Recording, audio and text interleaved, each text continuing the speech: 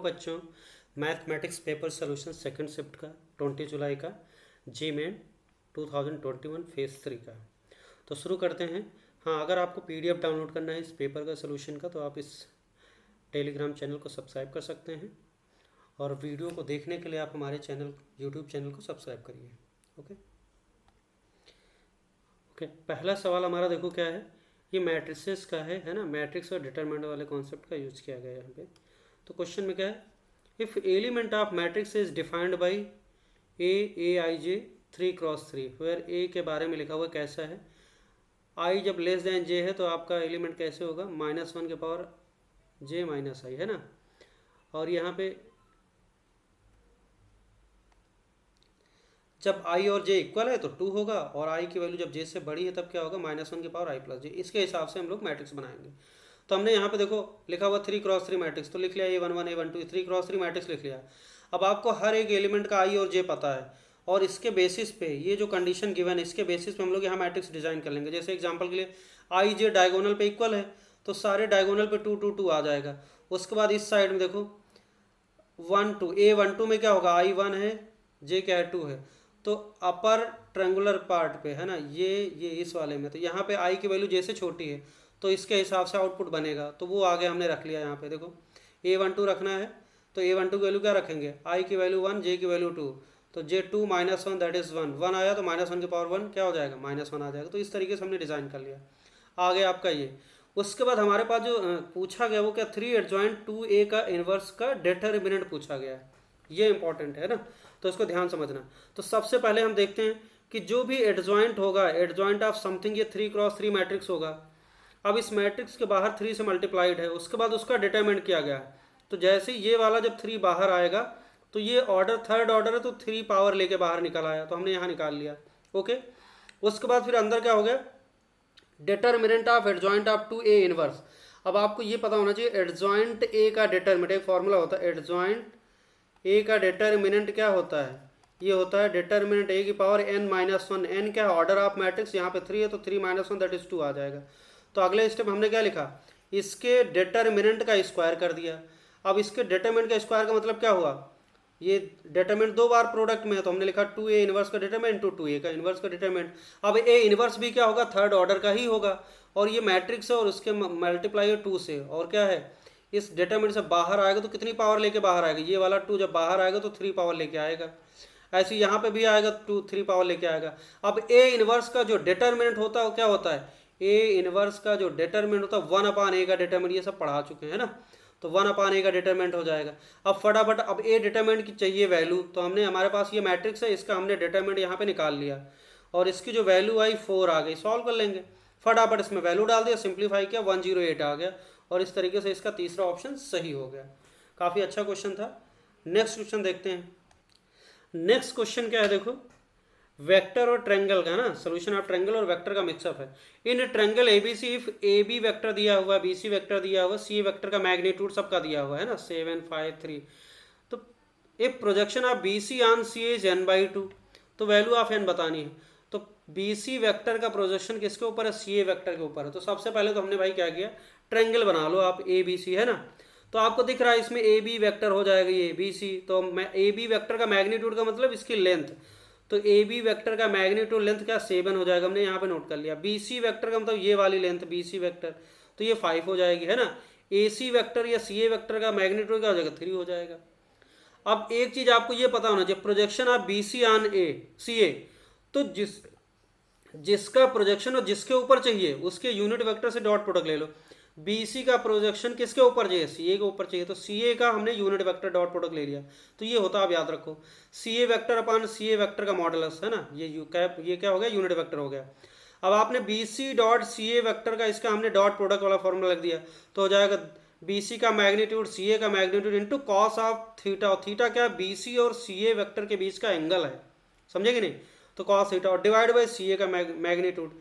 तो ये तो कैंसिल हो गया, इससे उड़ गया, तो बचा क्या, BC का मैग्नीट्यूड और कॉस थीटा, और BC का मैग्नीट्यूड आपके पास क्या है 5 रखा, वो 5 रख दिया। अब कॉस थीटा के लिए हमने क्या किया, solution of triangle, properties of triangle में आपको एक फॉर्मूला याद होता है, तो ये वाला एंगल है, मतलब BC और CA के बीच का ये एंगल बन रहा, तो इसका एंगल थीटा, तो कोसाइन रूल याद होगा आपको, कॉस थीटा की वैल्यू क्या होगी, दिस स्क्वायर अगल बगल का स्क्वायर माइनस सामने वाली साइड का स्क्वायर डिवाइड बाई 2 टाइम्स अगल बगल साइड का प्रोडक्ट। फटाफट इसमें रख दो बस, सिंपल सा, ये फॉर्मूला याद है, काम हो गया। जैसे हमने वैल्यू डाली, सिंप्लीफाई किया, 1/2 आ गई। तो ये कॉस थीटा की वैल्यू यहाँ पुट कर दो, कॉस थीटा की वैल्यू हमने 1/2 डाल दी, तो 5 इंटू 1/2 मतलब 5/2। और आपके क्वेश्चन में दिया क्या कि इसका जो प्रोजेक्शन हो क्या है, n/2 के बराबर है, equal to n/2, 2 cancel, n की वैल्यू क्या आ गई, 5 आ गई। तो फाइनल आंसर क्या आ गया, 5 आ गया। ओके, चलते हैं नेक्स्ट सवाल के ऊपर। नेक्स्ट सवाल भी बहुत ही सिंपल है ना। The value of tan of 2 tan inverse 3/5 plus sine inverse 5/13 is equal to, इसकी वैल्यू बतानी है। तो सिंपल सी बात है, इसको ये क्या है, tan inverse sine inverse angle को रिप्रेजेंट करता है, तो ये है, ये दूसरा एंगल है। तो हमने क्या लिखा, tan 2 ये समथिंग एंगल, हमने tan इनवर्स 3/5 को थीटा मान लिया, देखो है ना, मान लिया थीटा। तो tan थीटा को 3/5 एक ट्रायंगल बनाया फटाफट। और हमने क्या लिखा, ये tan थीटा 3/5, इसको 3 मान लिया, ये 5 मान लिया, ये निकाल लो, जरूरत है नहीं, वैसे निकाल लिया हमने, ठीक। तो ये ट्रायंगल बना लिया। बाकी अगर ट्रिग्नोमेट्रिक रेशियो चाहिए तो हमें इस ट्रायंगल को देख के मिल जाएंगे। अब इसका काम खत्म, आगे देखते हैं। इसको हमने फाई नाम दे दिया, ये फाई हो गया। तो साइन और 5/13 5 हो गया। तो साइन 5 की वैल्यू 5/13, फिर से ट्रायंगल बना दी, ये 5 हो गया, ये 13 हो गया। तो पाइथागोरस थ्योरम निकाल के ये निकाल लिया बेस 12। अब इसकी मदद से, इस ट्रायंगल की मदद से हमें जो भी ट्रिग्नोमेट्रिक रेशियो चाहिए मिल जाएंगे। अब आपका ये जो क्वेश्चन हो गया वो क्या बन गया, tan ऑफ 2 थीटा प्लस 5, देखो ये बन गया tan ऑफ 2 थीटा प्लस 5। इसको सीधे रिड्यूस कर दिया, tan ऑफ इसकी जगह थीटा डाला और इसकी जगह 5 डाल दिया, तो tan ऑफ 2 थीटा प्लस 5 हो गया। अब ये tan खोल देते हैं, tan a प्लस बी वाला formula, tan a plus tan b divide by 1 minus tan into tan b। अच्छा, हमने tan 2 थीटा की वैल्यू निकालना, इधर निकाल लेते हैं। देखो tan थीटा 3/5 पता है, तो tan 2 थीटा क्या होगा, 2 tan थीटा पान हो गया है ना। बस इसे रख दिया फटाफट, ये वैल्यू डाला, कैलकुलेशन किया, सिंप्लीफाई किया, 15/8 आ गया tan 2 थीटा की वैल्यू। बस अब कुछ नहीं, अब इसमें रखना है। तो tan 2 थीटा की वैल्यू रख दिया। tan 5 दिख रहा साफ साफ 5/12। अच्छा, ये आप देखो, ये 5 है, ये 13, ये निकल आएगा पाइथागोरस थ्योरम से, है ना। तो 5/12 आ गया, डिवाइड बाई 1 माइनस 15/8 गुणे 5/12। अब इसको सिंप्लीफाई करना है, देखो सिंप्लीफाई करना बच्चों काम है, कर ही लेंगे। तो 220/21 आ जाएगा सिंप्लीफाई करने, और इस तरीके से इसका ए ऑप्शन सही हो जाएगा। बहुत ही सिंपल क्वेश्चन था। ओके, चलते हैं नेक्स्ट सवाल के ऊपर। अगला सवाल देखो कहाँ से आया है ना, स्टैट्स से आया है, और काफ़ी आसान सवाल है, बहुत ही सिंपल है। सिमिलर क्वेश्चन है ना, शिफ्ट 1 में भी आया था, इसी तरीके का कॉन्सेप्ट था। Mean of 6 observation is 10, the variance is this one. If observations are 15, 11, 10, 7 a and b, then a minus b का मॉडलस वैल्यू क्या होगी। बहुत सिंपल है। तो सबसे पहले तो हमें देखना क्या है, यहाँ पे दो 6 नंबर दिए हुए, 6 नंबर का मीन क्या दिया हुआ है, 10 दिया हुआ है। तो हमने क्या किया, इन सबका सम किया, वो किसके बराबर हो जाएगा, 6 इंटू 10 के बराबर। ये मेंटेन है यहाँ पे ना, ये चीज़ रहेगी। समेशन ऑफ ऑल नंबर्स क्या हो जाएगा, मीन इंटू कितने ऑब्जर्वेशन 6 हैं, तो 6 इंटू 10 60 कर दिया। तो यहाँ से आपको a प्लस सिंप्लीफाई किया, a प्लस बी की वैल्यू 17 आ गई, पहला।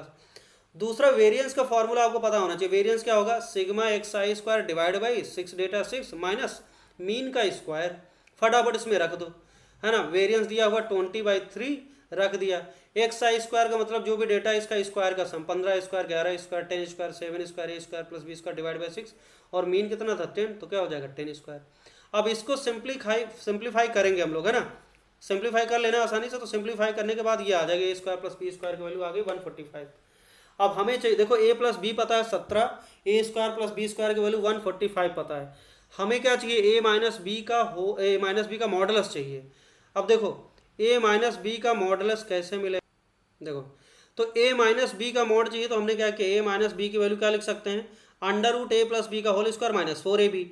अब a प्लस बी आपको ऑलरेडी पता है, a प्लस बी 17, ab की वैल्यू पता चल जाए। ab का जुगाड़ क्या है हमारे पास, देखो ये हमने क्या किया, a प्लस बी का होल स्क्वायर कर दिया और माइनस 2ab कर दिया। तो ये क्या हो जाएगा, देखो ध्यान से, यहाँ पे लिखा ना a square plus B square को लिख सकते हैं a प्लस बी का होल स्क्वायर माइनस 2ab। तो a square plus B square plus 2ab minus 2ab cancel हो गया, और इक्वल टू 145।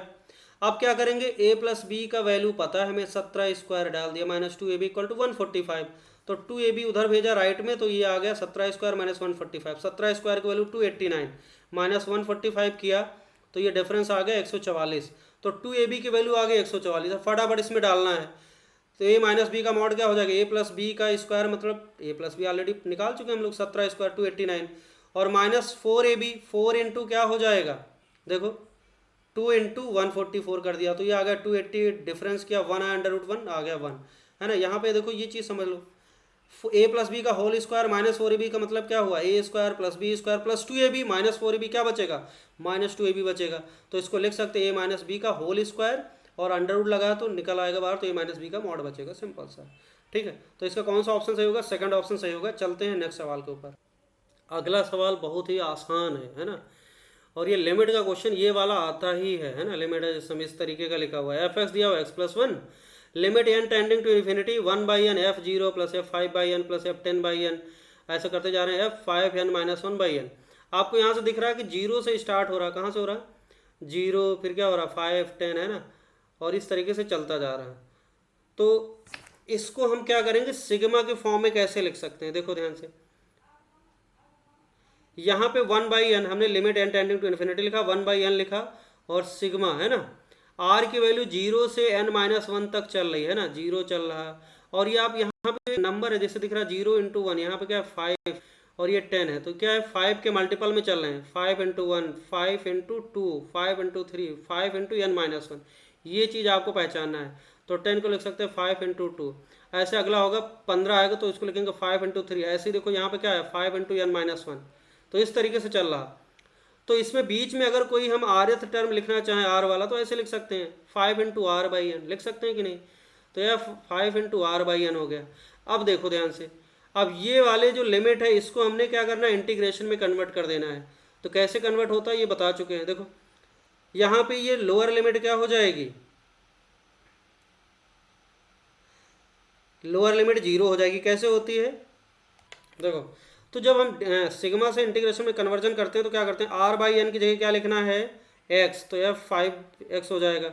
और जो 1/n होता है ये क्या हो जाता है dx बन जाता है। और लोअर लिमिट अपर लिमिट कैसे लिखते हैं इंटीग्रेशन की, उसका तरीका क्या है, तो यहाँ पे जो ये सिग्मा में नीचे r equal to 0, 0/n n tending to infinity, इसकी वैल्यू क्या आ जाएगी 0 आ जाएगी। और जो अपर सिग्मा का लिमिट है n माइनस 1/n और n टेंडिंग टू इन्फिनिटी, तो इसको करेंगे तो limit n tending to infinity, और ये 1 माइनस 1/n आएगा, तो n इन्फिनिटी, तो ये 0 की तरफ जाएगा, और ये 1, तो सिंपली क्या आ गया 1 आ गया, तो अपर लिमिट आ गई 1। तो ये इस तरीके से कन्वर्जन है, बहुत इंपॉर्टेंट कॉन्सेप्ट है ना, ये क्लास में अच्छे से डिस्कस किया हम लोगों ने। तो आगे बढ़ते हैं। अब ये सिंपल सा क्वेश्चन बन गया, देखो 0 से 1 f5x dx हो गया, खत्म कहानी। अब यहाँ पे fx के बारे में क्वेश्चन में गिवन है x प्लस 1, तो क्या करेंगे 0 से 1 और यहाँ पे fx दिया हुआ, तो f5x निकाल लो जरा, तो क्या हो जाएगा 5x प्लस 1 आ गया है ना। इसमें रख देंगे 5x plus 1 into D x. अब इसको इंटीग्रेट करना है, 5x स्क्वायर बाई 2 प्लस 1 का x हो गया 0 से 1, और रखा 1 डाला तो 5/2 प्लस 1 माइनस 0, 0 खत्म, तो 7/2 आ जाएगा ना। एकदम सिंपल सा क्वेश्चन था, फ्री का। चलते हैं नेक्स्ट सवाल के ऊपर, कौन सा ऑप्शन सही होगा इसका, पहला। चलते हैं अगला सवाल, देखो लॉगरिथम का, बहुत ही ये भी बहुत आसान था है ना, बहुत बेसिक लेवल का था सवाल। Sum of 21 terms of series this है ना, log 9 की पावर 1/2, ये बेस है और x है इनपुट में, log x बेस में क्या 9 पावर 1/3, फिर अगला क्या है log x बेस में क्या है 9 पावर 1/4, ये पावर देखो 1/2 1/3 1/4 ऐसे चलता जा रहा है। और 21 टर्म का जो समेशन है वो कितना है 252 है, तो आपको बताना है x क्या होगा। तो हमने इसको लिखा log, ये लिख लिया सीरीज 21 टर्म तक का। अब देखो ध्यान से, log x बेस में क्या है 9 की पावर 1/2, अब जब ये 1/2 बाहर आएगा तो क्या आ जाएगा, यहाँ पे आ जाएगा 1/1/2 आएगा बाहर, ये निकल के, और ये पलट जाएगा ऊपर पहुंच जाएगा, तो इस तरीके से ये हो जाएगा। ऐसे ही यहाँ 1/3 नीचे आएगा तो ऊपर 3 चला जाएगा, तो यहाँ आ गया और ये होगा। अब ऐसा करने से, ओपन करने से क्या हुआ, सभी के जो बेस है देखो क्या हो गया, इक्वल आ गया, और इनपुट भी इक्वल आ गया। तो log x base 9 log x base 9 log सब में है 21 टर्म हो गए। तो सिंपल सा क्या किया हम लोगों ने, अंदर क्या आ रहा प्रोडक्ट में 2 × 3 4 इस तरीके का आ रहा, तो ये नंबर्स हो गए 21 टर्म, और log x बेस 9 सिंगल आ गया, इसके साथ में कॉमन हो गया, सब में सेम आ गया। और ये तो एक AP बन रहा है जिसका फर्स्ट टर्म में है, कॉमन डिफरेंस क्या है 1 है ना। नंबर ऑफ टर्म कितने 21 टर्म है, हमने यहाँ फॉर्मूला लगा दिया n/2 2a plus n minus 1d, solve कर लिया तो ये आ गया 21 इंटू 12 है ना, सिंप्लीफाई कर लो, और इंटू log x बेस 9 252 है, तो यहाँ से log x बेस 9 क्या चला गया, नीचे चला गया, 252 के नीचे चला गया, तो ये आ गया सिंपली, ये कट जाएगा ना 12, और 21 इंटू 12 का जो प्रोडक्ट होता है 252 ही होता है, तो ये कट के 1 आ गया है ना, सीधे 1 आ गया। log x बेस 9 1, तो x की वैल्यू क्या होनी चाहिए 9 होनी चाहिए, सीधा सा आ गया सवाल है ना। आगे बढ़ते हैं, अगला सवाल देखते हैं कौन सा। अगला सवाल देखो क्या है, डेफिनेट इंटीग्रेशन से है। तो इसे सॉल्व करने के दो तरीके हैं ना, एक बिल्कुल शॉर्टकट है और एक अगर थोड़ा आप ग्राफिकल नॉलेज है तब भी कर सकते हो, कोई दिक्कत नहीं। तो -π/2 से π/2 bracket x minus sine x का bracket value into D X, इसका इंटीग्रेशन वैल्यू बतानी है ना जी। ये क्या है, डिनोट करता है ग्रेटेस्ट इंटीजर फंक्शन को। तो हमने इसको ब्रेक कर लिया, -π/2 से π/2 ब्रैकेट x dx x में, और दूसरे में -π/2 से π/2 साइन एक्स का ब्रैकेट dx। दोनों के ग्राफ बना लिया हमने। ब्रैकेट x का फोटो बनाया, ये बन गया है ना, और साइन एक्स का ब्रैकेट वैल्यू हमने ये बनाया, तो इधर बन गया जो ग्रीन वाला दिख रहा है ना लाइन, ग्रीन वाली ये लाइन और ये लाइन, बस यही है ग्राफ, ठीक है। और इसमें जो रेड वाली लाइन हमने बनाई है पीस वाइज है ना, सेगमेंट ऐसे ऐसे, तो ये इसका ग्राफ है। हमें इंटीग्रेशन -π/2 से +π/2 करना, तो -π/2 यहाँ कहीं होगा, और +π/2 या 1 से बड़ा नंबर होता है 1.5 से, तो यहाँ कहीं होगा। तो डेफिनेट इंटीग्रेशन क्या होता है, अलजेब्रिक सम ऑफ एरिया। तो आपका जो येलो वाला पोर्शन यही एरिया कवर हो रहा, और जो एरिया ऊपर है उसे पॉजिटिव साइन के साथ, जो नीचे नेगेटिव साइन के साथ हम लोग ऐड कर लेंगे। ऐसे यहाँ भी, तो यहाँ पे आप देखो 0 से लेके π/2 तो कोई एरिया हो ही नहीं रहा कवर अप, है ना। और इसका ग्राफ बनाना आना चाहिए ना, ग्राफ आता तो कर लोगे, कोई दिक्कत नहीं। -π/2 से 0 तक का ये बन गया, तो ये आपको दिख रहा है कि हाँ विड्थ कितनी है, -π, ये π/2 लेंथ है, और ये तो इसका एरिया क्या हो जाएगा, π/2 इंटू हाइट की चौड़ाई कितनी है 1 है, तो 1π/2 आएगा। अब नीचे होने की वजह से इसको हम जब ऐड करेंगे तो -π/2 के फॉर्म में ऐड करेंगे, है ना, जैसे हमने यहाँ पे देखो ऐड किया। इस इंटीग्रेशन की वैल्यू क्या रखी, -π/2 रख ली हमने। इसका हमने क्या किया, अलजेब्रिक सम, तो ये देखो ये वाला एरिया निकाल लिया। यहाँ 1 से लेके π/2 तक की लेंथ क्या होगी, π/2 -1 इंटू हाइट कितनी 1, तो ये एरिया हो गया। ऐसे देखो ये वाला पोर्शन है ना, ये वाला पोर्शन, तो ये वाला पोर्शन हो जाएगा आपका -1 तक, है ना, तो 1 और ये नीचे 1, तो 1 इंटू 1 1 आ गया। और ये वाला हो जाएगा आपका π/2 में हम क्या करेंगे, 1 माइनस कर देंगे, और इसकी हाइट कितनी 2 है, ये 2 है, तो ये वाला एरिया हो जाएगा π/2 -1 इंटू 2, है ना। अब सिंपली अब जब इसका हम इंटीग्रेशन लिखेंगे तो ऊपर वाले एरिया को पॉजिटिव π/2 -1, ये वाले को हमने सीधा लिखा देखो पॉजिटिव, फिर ये वाले को लिखा -1, और उसके बाद फिर नीचे इसको भी लिखा -1। सिंप्लीफाई कर लो तो ये आ गया आपका -π/2 आ गया, है ना। और उसके बाद फिर क्या करेंगे, इस वाले का एरिया हम निकाल चुके हैं, देखो इसका डिफरेंट इंटीग्रेशन क्या होगा, -π/2, तो -π/2 बीच में माइनस लगा हुआ है, तो इसको वजह से माइनस लगा दियो, -π/2 तो क्या हो गया, 0 हो जाएगा कट के। ये हो गया पहला तरीका, है ना, लंबा तरीका है ये, लेकिन इसका शॉर्टकट है।